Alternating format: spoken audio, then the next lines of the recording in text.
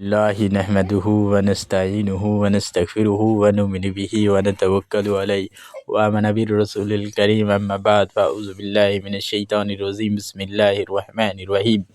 بھائیو دوستو بزرگو عزیز و ناظرین السلام علیکم ورحمۃ اللہ وبرکاتہ۔ میں آج بتانے والا ہوں جو علماء کے بات پہ چلتے ہیں ان کے بارے میں۔ جو علماء دین ہیں یعنی انڈیا کے ہمارا ہند کے سب سے بڑا علماء دین مانے جاتے ہیں دارالعلوم دیوبند کو، اور دارالعلوم دیوبند بھی بیچا ہوا ہے۔ یہ دارالعلوم دیوبند کی محمود مدانی نے، دارالعلوم دیوبند نے، جمعیت علماء ہند نے کبھی کسی کو بھی فتویٰ لگا دیتے ہیں کافر کا، منافق کا۔ جیسے کچھ دن پہلے ہی ایک فتویٰ لگائے ہوئے ہیں بدر الدین اجمل صاحب کے اوپر، اور جو سب سے بڑا پولیٹیشین ہے ہمارا مسلمان کے لیے، جو پولیٹکس کرتے ہیں، جو راجنیتی میں آئے ہیں، وہ ہے اسد الدین اویسی صاحب۔ ان کے نام پہ بھی یہ فتویٰ لگا دیے ہیں۔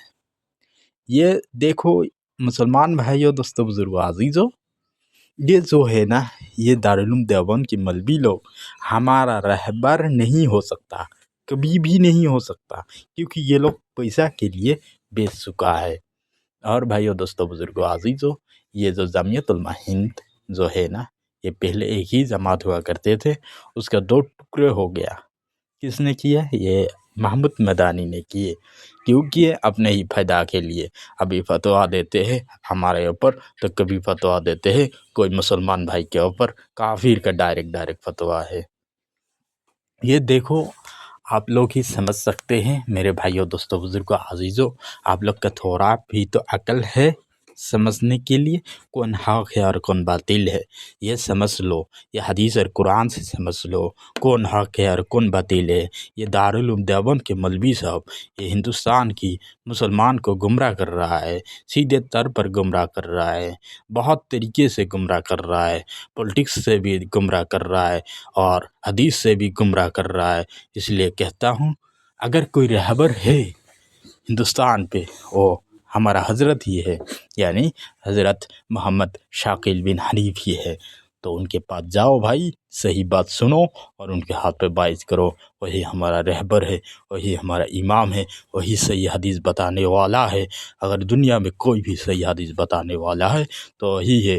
وہی کچھ بھی اپنے لیے نہیں کرتے ہیں، سب کرتے ہیں اپنے قوم کے لیے، ہندوستان کے مسلمان کے لیے۔ ان کے پاس چلا جاؤ اور ان کے پاس بیعت لو۔ اور جو یہ مولوی صاحب ہے نا، یہ مولوی صاحب بہت ہی خطرناک ہے بھائی۔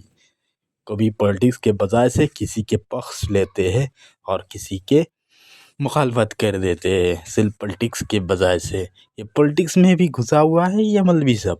یہ کیسے ہمارا رہبر ہو سکتے ہیں جو کچھ بھی حق بے حق نہیں دیکھتے ہیں؟